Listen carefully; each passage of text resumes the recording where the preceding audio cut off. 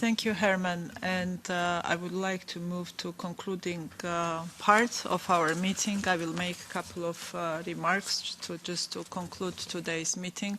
First of all, I want to thank all participants to this meeting for your contributions to this meeting. It was valuable from everybody.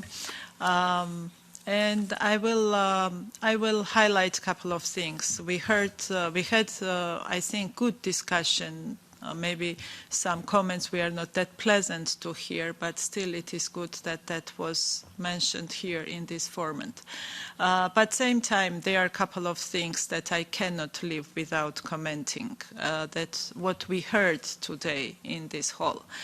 Georgia got European perspective in June last year and was promised to become candidate country for European EU membership after implementation of certain criteria, certain recommendations that were put forward together with Commission by the European Council.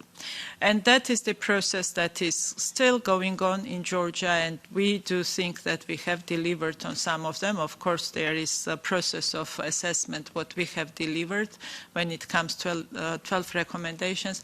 But I have to mention something important that one may conclude after today's discussions.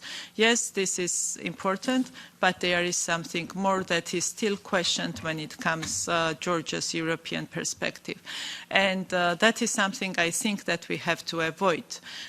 Questioning countries' European aspiration that is very clear for decades is not the right thing to do it now when we are in a very critical moment of our European integration. I'm saying that because we heard concerns about certain statements, interpretation or quoting certain statements, but I will not go into these details now because a lot has been said and commented, but I will say just one thing. Throughout decades, we have heard many comments from our colleagues. We have seen changes and shifts in policies vis-à-vis Russia. Georgia was occupied, and that is happening. That is the reality for more than decades now. But we have never ever blamed the European Union that the EU is voicing same lines as Russians have, or this is similar to Russian line, although there were maybe some similarities in positions when it comes describing situation in Georgia. But I'm saying that because it is not fair to put any statement coming from the Prime Minister or official of the country which is facing occupation, which has very clear threats coming from one country which is occupying its territories, which has illegal military presence on Georgia's territories. It is just unfair to compare statements of these countries' representatives to the statements of the aggressor country. This is impossible to put equal mark when somebody from occupied country is speaking and to say that it is something like we hear from aggressor country. And it is also important when we assess statements, this or that, quote, it is also important to look a little bit deeper in the context and not to neglect the sentence that is following that one or is in front of that one, because context always matters. And this context also matters because we can't neglect, and we will not neglect what you are saying. We take it very seriously, and Georgia was always looking at the European Union and whatever was said in our meetings very seriously, taking it back and analyzing, and of course we will be analyzing what was said today as well. But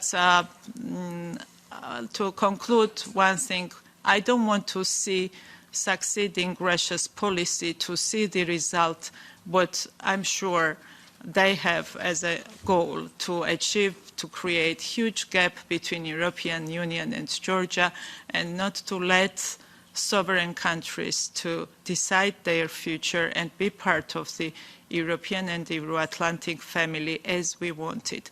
So I hope that with our, not intentionally sometimes, with our statements will not create that impression that this goal is achievable. Georgia is pursuing its European road. We will be moving forward on our integration agenda. That is strong commitment in our state institutions. There is strong commitment in different committees of the parliament to deliver on reforms. And we also know that sometimes it is very difficult. It will be very critical. We will have different opinions and positions on different topics. You have passed through this road and you know better than me. It is not that easy to negotiate it with the European Union, but we have to learn how to deal with that.